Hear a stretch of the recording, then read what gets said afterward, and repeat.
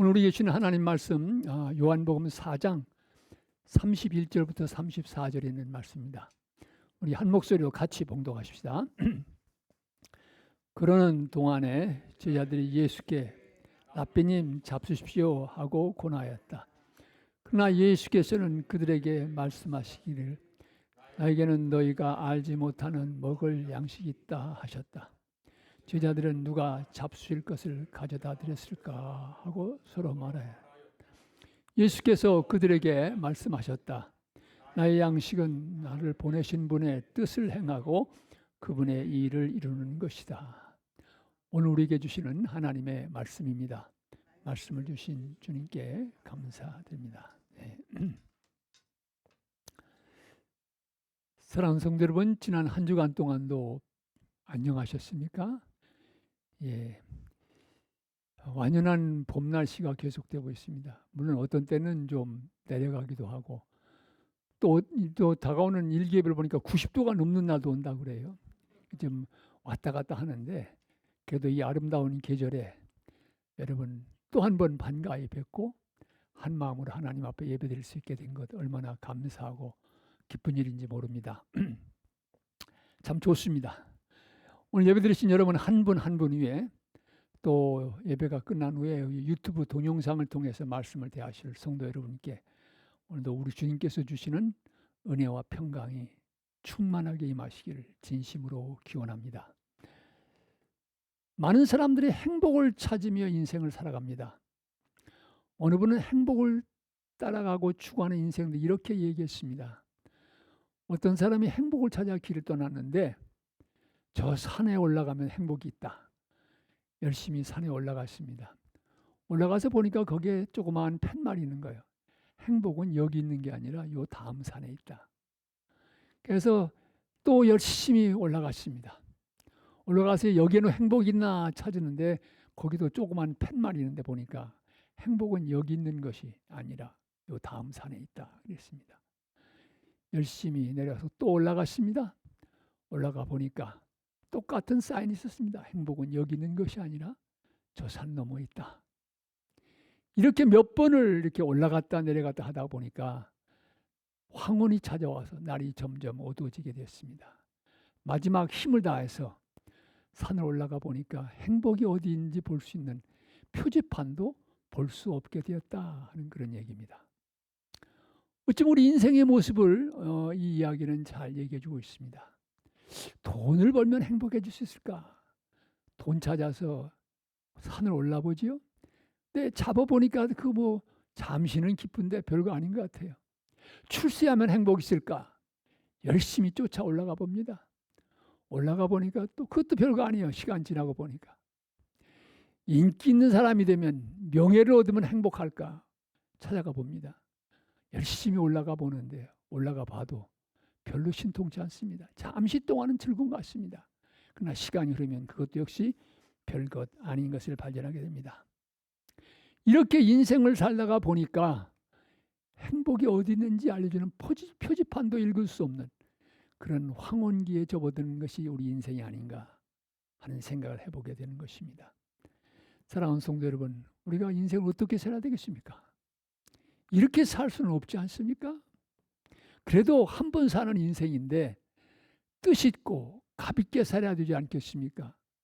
우리 인생에 황혼이 찾아왔을 때 그동안 찾느라고만 수고했다. 그렇게 돌이켜보고 후회하는 인생이 아니라 내 인생 돌아보니 그래도 잘 살았구나. 감사하다. 그렇게 돌이켜볼 수 있는 인생을 살아야 되지 않겠습니까? 오늘 우리는 요한복음 4장에 있는 말씀을 함께 봉독하셨습니다. 여러분, 이 본문의 말씀과 관계된 역사적인 배경을 먼저 우리가 이해할 필요가 있습니다. 요한복음 4장은 요한복음서에서 아주 중요한 말씀입니다. 물론 신약 전체에서도 성경 전체에서도 중요한 의미를 갖는 말씀입니다. 예수님께서 그 예루살렘 유대 땅에 가셨다가 갈릴리로 나사렛 동네로 돌아가실 때가 되었습니다. 유다는 남쪽에 있고 그다음에 갈릴리는 북쪽에 있거든요. 그런데 그 당시 이스라엘 백성들이 살던 팔레스타인 마일은 이 남쪽에서 북쪽까지가 한 125마일, 한 200km 정도 됐다고 그래요. 그런데 그 중간에 뭐가 있냐면 사마리아 땅이 있습니다. 근데 이 사마리아 땅을 거쳐서 갈릴리 그쪽으로 올라가면은 사흘이면 갈 수 있다고 그래요. 근데 유대인과 이 사마리아인 사이는 아주 감정의 골이 깊었습니다. 그러니까 유대인들은 가능하면 사마리아를 가지 않으려고 그래요. 그래서 돌아가게 되면은 엿새길을 가게 되는 것입니다. 그런 상황이었는데 예수님께서는 이 사마리아 땅을 거쳐서 지나가시다가 수가라고 하는 동네에 앉아서 잠시 쉬시게 되었습니다. 제자들이 음식을 사러 나갔을 때 마침 그 우물가에서 쉬고 계셨는데 우물가에 물을 길러 온 여인과 대화를 시작하시게 됩니다. 여러분이 그 남왕국 그 유다와 그 사마리아 사람들의 감정의 골등은 솔로몬 왕이 죽은 후에 그 왕국이 분열이 되지 않습니까? 유다와 베냐민 지파를 중심으로 한 남왕국 유다가 있고 그다음에 나머지 지파들 중에 북왕국으로 갈라지게 됩니다. 남왕국은 다윗의 자손이 대대로 왕위를 이어갔지만 북왕국은 힘이 센 사람이 쿠데타를 일으켜서 정권을 잡기도 하고 그래서 혼돈 속에서 계속되었습니다. 이 남왕국과 북왕국은 서로 싸우기도 했고 어떤 때는 서로 동맹을 맺고 평안하게 지낼 때도 있었습니다. 그러다가 주전 720년 그 북왕국이 먼저 아수리아라고 하는 나라에서 망하게 됩니다. 그런데 이 아수리아가 나라를 멸망시킨 후에 그 땅에 다른 이방 민족들을 데려다가 정착시킨 거예요. 그러다가 보니까 유대인들의 그 순수한 혈통이 그들과 섞여 살고 결혼하게 되면서 흐려지게 됐습니다.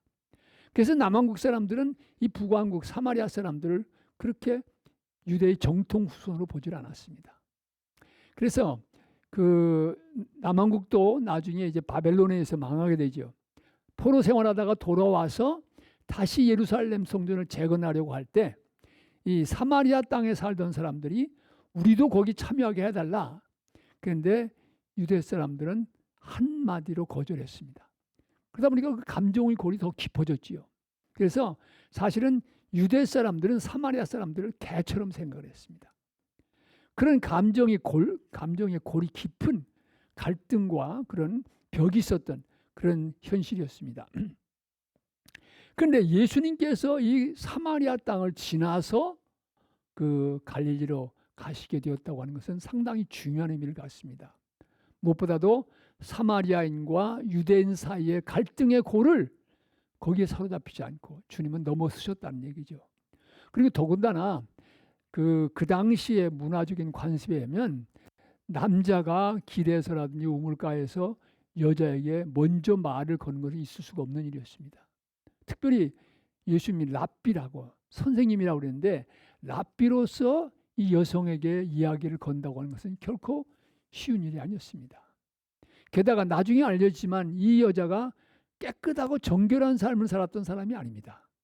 나중에 대화 속에 보면 예수님께서 내 남편을 데려오라. 그러니까 제 남편이 없습니다. 그래 맞다. 내가 남편이 5명이나 있었으나 지금 있는 그 사람도 내 남편이 아니다. 그 여인의 부끄러운 모습이 예수님 앞에 그대로 드러나게 되지요.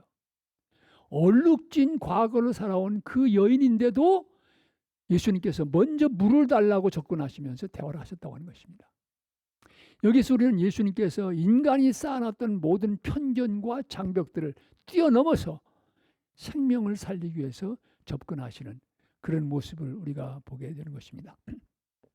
그런데 예수님과 이 사마리아 여인과의 대화 속에서 우리가 발견하게 되는 중요한 사실이 있습니다. 그것은 예수님과 이 여인 사이의 관점의 차이입니다.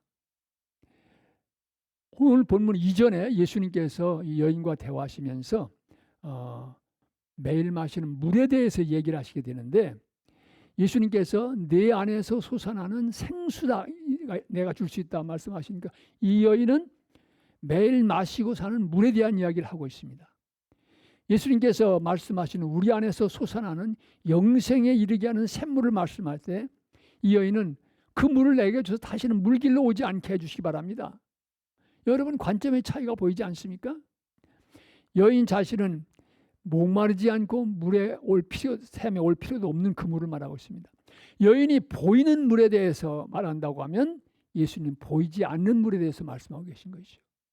여인이 매일 우물에서 길어서 마시는 물, H2O, 이 물에 대해서 얘기할 때 예수님께서는 우리 안에 솟아나서 영원한 생명에 이르게 하는 생수에 대해서 말씀하시는 것을 보게 됩니다. 여러분, 예수님과 여인 사이에 나타난 이 두 관점의 대화는 이 양식에 대한 얘기에서 똑같이 이어지는 것을 볼 수가 있습니다. 오늘 본문 속에 똑같이 나타납니다. 여러분, 오늘 본문 말씀 보시기 바랍니다. 예수님께서는 제자들이 먹을 것을 구하러 가는 사이에 우물가에서 이 여인과 대화를 시작하셨습니다. 제자들이 음식을 구해와 가지고 예수님 앞에 선생님 잡수십시오 하고 이 음식을 권했습니다. 그러자 예수님께서는 나에게는 너희가 알지 못하는 양식이 있다 이렇게 말씀하셨습니다. 제자들은 어떻게 생각합니까? 누가 먹을 거 갖다 드렸나 보다. 어떤 사람들은 뭐 예수님이 꼽을 쳐놓은 양식 있나? 이렇게 생각할 수도 있는 거죠. 그러니까 예수님께서 말씀하신 너희들이 모르는 양식이라고 하는 그것과 제자들이 생각하는 양식이라는 것이 서로 대비되는 것을 여기서도 발견하게 됩니다. 물에 대한 두 가지 관점처럼 양식에 대해서도 같은 모습을 발견하게 됩니다. 예수님께서는 입으로 먹는 양식 말고 또 하나의 양식이 있다 이렇게 말씀하신 것입니다. 그러나 제자들은 또 하나의 양식이 무엇인지를 몰랐습니다. 그들이 아는 양식은 보이는 양식, 맛보고 먹을 수 있는 양식이 전부였습니다. 그들은 서로 말합니다. 누가 예수님과 우리가 없는 동안 양식을 갖다 드렸나? 이런 이야기들을 나누게 되는 것입니다. 제자들은 또 하나의 양식을 몰랐습니다. 그 양식이 얼마나 중요한지, 그 양식이 우리 인생과 역사에 어떤 영향을 가져다 주는지 그들은 아직 몰랐습니다. 사랑하는 성도 여러분, 예수님께서 말씀하신 또 하나의 양식, 제자들이 알지 못하는 양식이란 무엇을 말하는 겁니까? 그것이 무엇이기에 예수님께서는 제자들에게는 너희들이 알지 못하는 양식이 내게 있다 말씀하신 것입니까? 먼저 전체적인 의미에 생각해 보십시다. 여러분, 양식이라고 하는 게 뭡니까? 양식은 인간이 생명을 유지하는 데서 필수적인 것입니다. 먹지 않으면 죽잖아요. 생명을 유지하려면 먹어야 됩니다. 먹어야 되는 그 양식이지요. 먹지 못하면 생명은 견딜 수가 없습니다. 생명이 이어질 수가 없습니다. 살려면 양식을 먹어야 되지요. 반드시 양식이 있어야 합니다. 이만큼 양식은 중요합니다. 그런데 예수님께서는 그렇게 너희들이 먹는 양식 말고 우리의 인생에는 또 다른 양식이 있다 말씀하십니다. 무슨 말씀입니까? 먹고 마시고 즐기는 그것이 인생의 전부가 아니라는 말씀입니다. 우리 육신에 에너지를 공급해주는 그 보이는 양식 말고도 우리 인생을 지탱해주는, 서스테인해주는 또 다른 양식이라는 말씀입니다. 눈에 보이지 않지만 우리 인생을 세우고 우리 인생의 길과 안내를 제공하고 우리 인생을 지탱해주는 보이지 않는 양식이 있다는 말씀입니다. 그러게 돌을 떡으로 만들려고 하는 유혹에 대해서 예수님이 뭐라고 응답하십니까? 사람이 떡으로만 사는 게 아니다. 떡이 전부가 아니다. 하나님의 입에서 나오는 말씀으로 살아간다. 또 하나의 양식을 말씀하신 것이죠. 예? 오래전에 이제 부흥회 때 들었던 이야기인데 기억이 나서 나누고 싶습니다. 그 옛날에 서울에 전차들이 왔다 갔다 할 때였어요. 시골에서 오는 할아버지가 이 쌀자루 하나 들고 이 사람이 많은 전차에 올라타면서 예? 생식이요 생식 그러면서 이제 생약이요 생약이요 그러면서 이 쌀자루를 흔들고 전차에 올라타 가지고 자리를 양보해서 앉으셨어요. 그러니까 거기 있던 할아버지가 쌀자루만 무슨 생약은 무슨 생약은 무슨 생약이야? 그랬더니 이 생약 먹지 않은 사람이 죽으니까 생약이지 뭐요? 대답했어요. 그랬더니 다른 아버지가 뭐라고 얘기합니까? 생약은 무슨 놈의 생약? 생약이 아니라 사약이야 사약. 무슨 얘기요? 그랬더니 그 생약 몇십 년 먹어봐 안 죽는 사람이 있어? 다 죽지. 생약이 아니라 사약이야 얘기한 거예요. 결국은 죽는다는 얘기죠. 그 생약 열심히 먹어봐야 다 죽게 되지 않습니까? 그러게 여러분, 우리 인생을 지탱해주는 보이는 양식, 그거 말고 또 다른 양식이 중요하다는 것, 우리는 깊이 생각해 볼 필요가 있습니다. 이 양식이야말로 사람답게 인생을 살아갈 수 있도록 이렇게 세워주는 양식입니다. 죽음이 찾아와도 우리 인생에 희망을 주고 영원한 생명길을 열어주는 양식입니다. 좀 더 구체적인 말씀을 드리겠습니다. 사랑하는 성도 여러분, 이 또 하나의 양식이라고 하는 건 구체적으로 뭘 말하는 겁니까? 우리 인생을 지탱해주는 그 양식은 뭡니까? 오늘 본문 속에서 예수님께서는 제자들에게 또 다른 양식이 무엇인지를 분명하게 말씀해 주십니다. 여러분, 주보의 4장 34절의 말씀을 한 목소리로 같이 봉독합시다. 4장 34절의 말씀, 예수께서 그들에게 말씀하셨다. 나의 양식은 나를 보내신 분의 뜻을 행하고 그분의 일을 이루는 것이다. 한 번 더 읽읍시다. 예수께서 그들에게 말씀하셨다. 나의 양식은 나를 보내신 분의 뜻을 행하고 그분의 일을 이루는 것이다. 예수님께는 이 양식이 있었습니다. 이 양식을 붙들고 충성스럽게 사셨습니다. 하나님의 뜻을 붙들고 그 뜻에 따라서 가르치시고 행하시고 살아가셨습니다.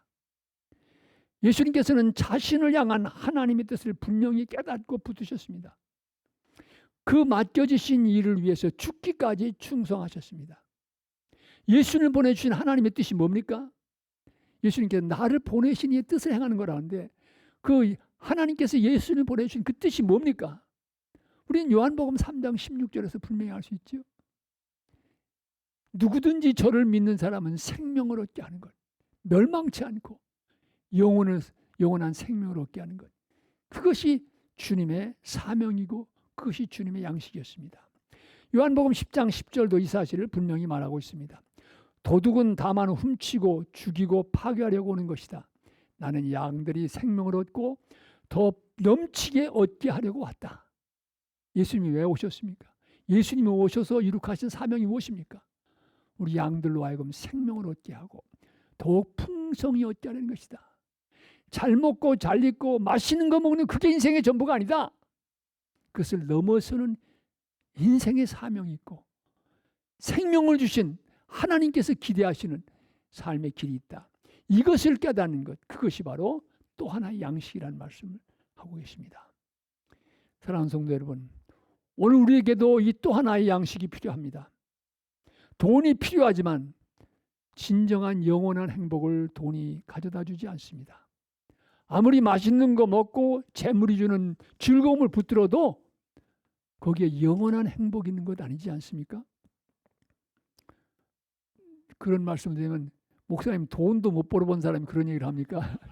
할지 모르겠어요. 그러면 할 말이 없는데 돈을 못 벌어왔어도 인생을 살아가는 분들의 모습을 많이 봤습니다. 그분들의 얘기를 들어보니까 그게 아니에요. 돈 많이 있는 사람도 그게 행복 보장해 주는 게 아니더라고요. 그게 진정한 삶을 지탱하는 양식이 될 수 있는 게 아니더라고요. 특별히 인생의 종점에 이르게 되면 내가 가지고 붙들어 쌓아왔던 그 모든 소유가 헛되다. 이걸 깨닫게 됩니다. 그때 가서 깨달으면 좀 늦었지요, 사실은. 여러분, 솔로몬처럼 부귀와 영광과 보화를 누린 사람이 어디 있습니까? 그러나 그는 인생의 말년에 이거 다 헛되다. 하나님을 경외하고 그 명령을 지키는 것이 인생의 본분이다. 그리고 전도서에서 기록한 것을 우리는 발견하게 됩니다. 출세도 마찬가지고 유명해지는 것도 마찬가지입니다. 행복해 보겠다고 재물의 산, 출세의 산, 권력의 산, 명예의 산을 찾아 올라가 보지만 만족은 잠시뿐입니다. 잠시 후면 또 다른 산을 찾아 나서는 것이 인생의 모습입니다. 하나님의 뜻을 깨달아서 내 인생을 세우고 그분의 뜻을 이루어드리는 또 하나의 양식이 없으면 우리는 언제나 또 다른 산을 찾다가 인생의 황혼에 이를 수밖에 없습니다. 사랑하는 성도 여러분, 21세기를 살아가는 오늘 우리들은 이 또 다른 양식을 간직하고 살고 있습니까? 이 또 다른 양식을 안고 우리의 인생을 세워가고 있습니까? 그리스도인들에게 주어지는 복은 믿음의 눈이 띄어지게 되면은 내가 중요하다고 생각했던 것들이 별로 중요하지 않고 정말로 중요하다고 하는 것이 무엇인지를 깨닫게 되는 것입니다. 예수님께서는 요한복음서에 나는 빛이라고 말씀하셨어요. 근데 여러분, 빛이 가져오는 중요한 역사 가운데 하나가 뭡니까? 어두웠던 방에 빛이 들어오게 되면 보게 되는 것입니다. 전에 못 보이던 것, 안 보이던 것들을 보게 되는 거예요. 그러니까 예수님께서 우리 인생 속에 오시면 내가 가장 중요했다고 생각했던 것들이 별것이 아니라는 것, 이 세상의 명예도 이 세상의 행복도 붙들 것이 아니라는 것을 깨닫게 되는 것입니다. 이게 우리 그리스도인들에게 많은 귀중한 은총입니다. 인생에는 또 하나의 양식이 있구나. 내 삶을 지탱해주는 또 하나의 양식이 있다. 하나님의 뜻을 깨닫고 하나님께서 원하시는 뜻을 이루어드리는 것, 이것이 바로 내 인생이 살아있는 이유요, 존재의 목적이고 길이라고 하는 것을 깨닫게 되는 것입니다. 내 마음대로 사는 인생이 아니라 우리에게 생명을 주신 하나님의 뜻을 따라 살아가는 또 다른 양식의 소유자인 것을 우리는 그리스도 안에서 깨닫게 됩니다. 그러기에 우리는 고백하는 것입니다. 주 예수보다도 귀한 것은 없다고. 참으로 세상 행복과도 바꿀 수 없다고 우리는 찬양하게 되는 것입니다. 빛 대신 예수님 안에서 또 하나의 양식을 찾아서 새로운 인생을 살게 된 한 사람의 이야기를 나누면서 오늘 제 설교를 줄입니다. 이 이야기는 제가 한국에서 치유 상담원을 세우시고 많이 아픈 인생들을 돌보는데 헌신하신 정태기 교수님이 여러 권을 쓰셨는데 그 가운데 당신은 혼자가 아닙니다라는 책에 나오는 그런 얘기입니다.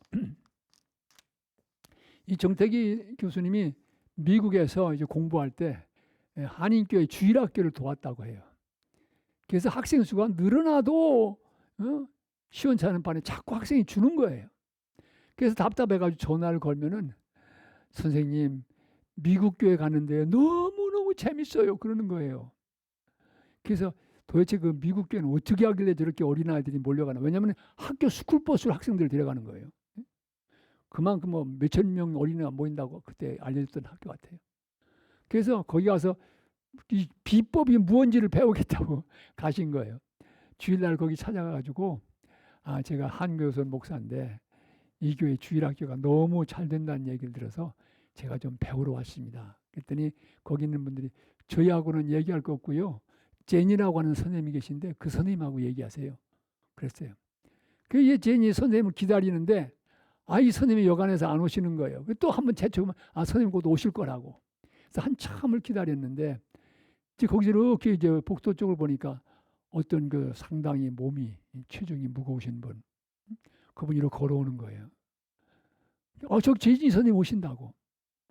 그래서 가서 이제 인사를 드리고 한교선 목사라고 인사를 했는데 완전히 기대가 깨어진 거예요. 왜냐하면은 어린아이들이 그렇게 좋아하고 따르는 선생님이라면 예쁘게 생기고 그런 줄 알았는데 이 과체중에다가 또 가까이 가서 보니까 얼굴이 너무너무 못생긴 거예요.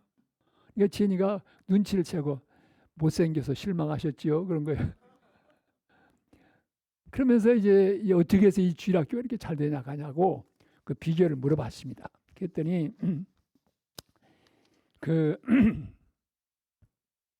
선생님의 얘기는 다른 것이 아니었습니다. 저는요 제 자신이 너무 초라하게 느껴져서 공부도 제대로 못했습니다. 그리고 중학교, 고등학교 시절에 제 외모라든지 모습이 너무 비관해서 3번 자살을 기도했었습니다. 한 번은 약을 먹고 누워 있었는데 잠들어 있는 줄 알고 어머니가 아버지에게 소곤거리시는데 여보, 우리 제니는 세상을 떠나는 게 좋지 않을까요? 그 얘기까지 들은 거예요. 정말 절망이 돼가지고 이런 인생 내가 살아서 뭐하냐. 밑바닥까지 떨어진 것입니다. 고등학교를 졸업할 실력도 제대로 되지 않아서 이제 커뮤니티 칼리지 같은 데 가서 공부를 하면서 했던 것 같아요. 그런데 그 커뮤니티 칼리지 공부할 때 거기 내비게이터 그룹이 있었어요. 내비게이터 그룹은 청년들에게 복음을 전하는 그룹이지요. 내비게이터의 대원들이 제니를 보고 너무 안타까우니까 그 영혼을 붙들고 기도하기 시작한 거예요. 그리고 제니를 그 그룹에 인바이트해서 성경 공부를 시켰어요. 그리고 나서 제니가 그들을 만나고 그들과의 대화와 공부 속에서 예수님을 만난 거예요. 그러고 보니까 자기 인생을 다른 눈으로 보게 된 거예요.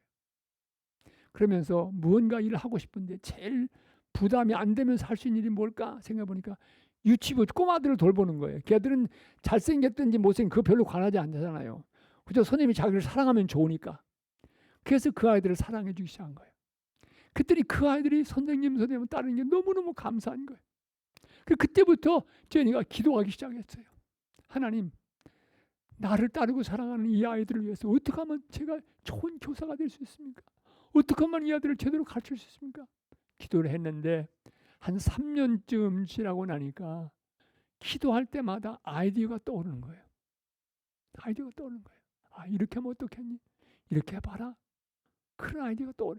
그 아이디어를 붙잡고 하다가 보니까 이게 부흥하기 시작한 거예요.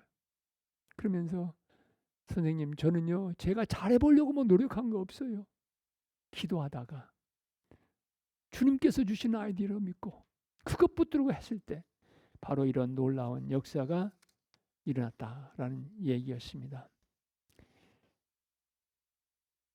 너무도 못생기고 너무도 신체가 자랑할 만 못하니까 자살을 생각했던 사람입니다. 또 하나의 양식이 있으면 몰랐을 때는 실망이 되고 절망에 빠졌던 인생이었습니다. 그러나 예수 그리스도 안에서 또 하나의 양식이 있음을 깨닫게 됐을 때 제니의 인생은 달라졌습니다. 수많은 어린 생명들에게 복음을 전하는 전도자로 그 생명을 살리는 하나님의 일꾼으로 다시 새롭게 태어날 수 있습니다. 또 하나의 양식을 찾았을 때 그는 참으로 새로운 인생을 살아가게 된 것입니다. 여러분, 우리 모두도 이 또 하나의 양식을 받게 되는 놀라운 은혜를 힘입었습니다. 우리의 믿음, 우리의 고백을 담아서 우리 찬송가 94장 주 예수보다도 귀한 것은 없네. 우리 불편 나와주시면 일어나서 힘차게 부릅시다.